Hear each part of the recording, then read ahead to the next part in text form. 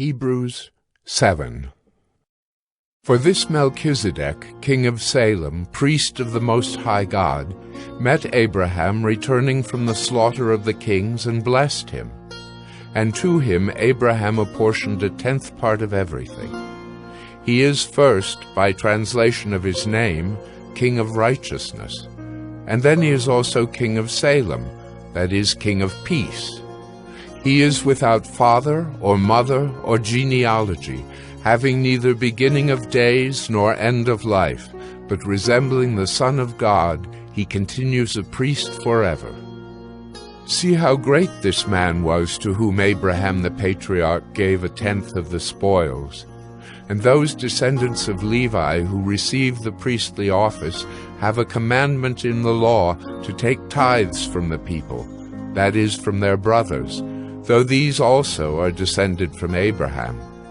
But this man, who does not have his descent from them, received tithes from Abraham, and blessed him who had the promises. It is beyond dispute that the inferior is blessed by the superior. In the one case, tithes are received by mortal men, but in the other case, by one of whom it is testified that he lives. One might even say that Levi himself, who receives tithes, paid tithes through Abraham, for he was still in the loins of his ancestor when Melchizedek met him.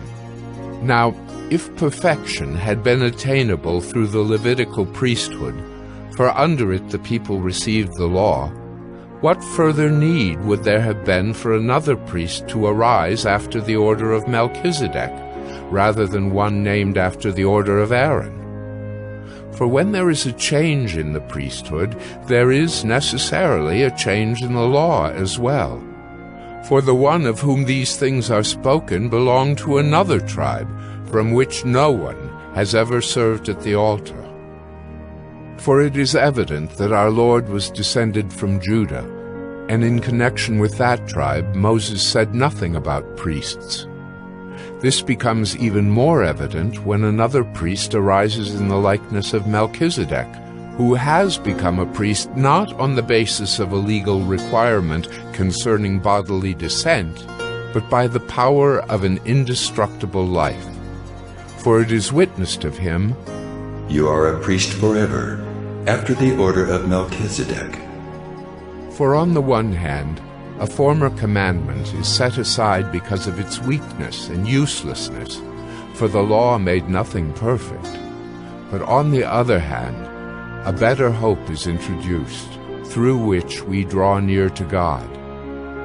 And it was not without an oath, for those who formerly became priests were made such without an oath. But this one was made a priest with an oath by the one who said to him, "The Lord has sworn, and will not change his mind. You are a priest forever." This makes Jesus the guarantor of a better covenant. The former priests were many in number because they were prevented by death from continuing in office.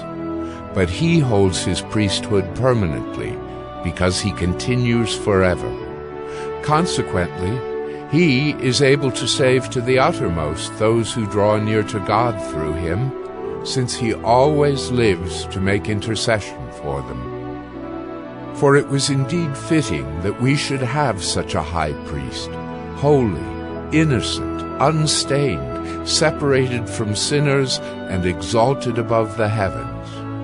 He has no need, like those high priests, to offer sacrifices daily, first for his own sins and then for those of the people, since he did this once for all when he offered up himself. For the law appoints men in their weakness as high priests, but the word of the oath, which came later than the law, appoints a son who has been made perfect forever.